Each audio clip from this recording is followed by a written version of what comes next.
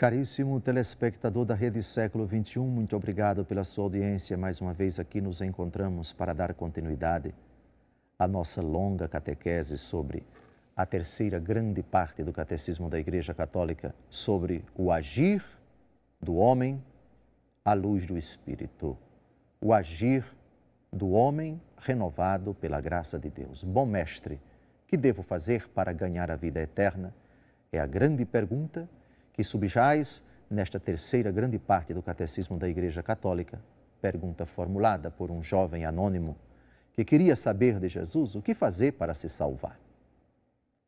Continuamos a nossa catequese sobre a relação entre liberdade e responsabilidade. Afirmamos em programas anteriores que o homem só é verdadeiramente livre quando ele usa o livre-arbítrio, a sua liberdade, para o bem. Quando ele utiliza mal esse dom, esse poder que Deus lhe conferiu para o mal, ele se torna escravo. Neste sentido, estritamente falando, só existe liberdade quando eu opto pela verdade, quando eu opto pelo bem, quando eu opto por Deus, quando eu opto por Cristo. Caso contrário, não há liberdade, mas escravidão. É o que diz o Catecismo da Igreja Católica, número 1733. Quanto mais o homem fizer o bem, mais livre se torna. Não há verdadeira liberdade, senão no serviço do bem e da justiça. A opção pela desobediência e pelo mal é um abuso da liberdade e conduz à escravidão do pecado.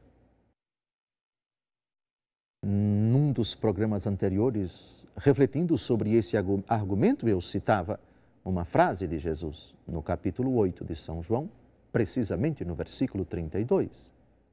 Conhecereis a verdade, e a verdade vos libertará, a verdade vos tornará livre.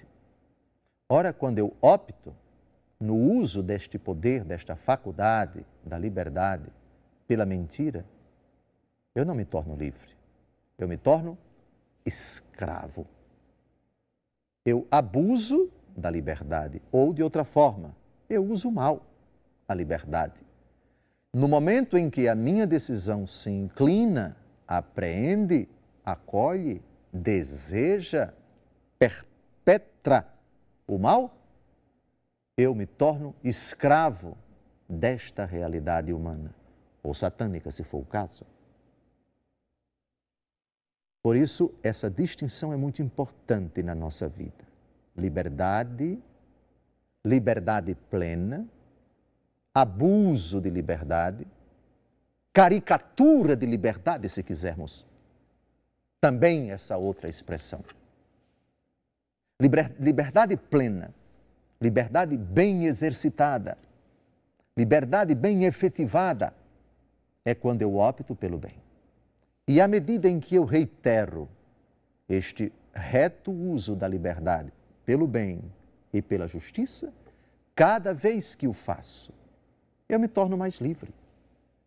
Isso quer dizer, para citar novamente a frase de Jesus, conhecereis a verdade e a verdade vos libertará.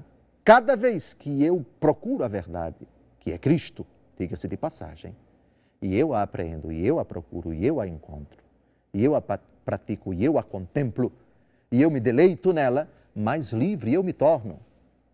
Mas o antônimo também é verdadeiro. Cada vez que eu mergulho no mal, cada vez que eu pratico o pecado, cada vez que eu mergulho nesse horizonte sombrio que é a oposição a Deus, não a luz, mas as trevas, não a graça, mas o pecado, não a vida, mas a morte, sobretudo a morte da alma, eu vou escravizando minha liberdade, eu vou denegrindo minha dignidade, vou perdendo minha autonomia e vou me tornando sujeito, escravo, capacho das minhas equivocadas decisões.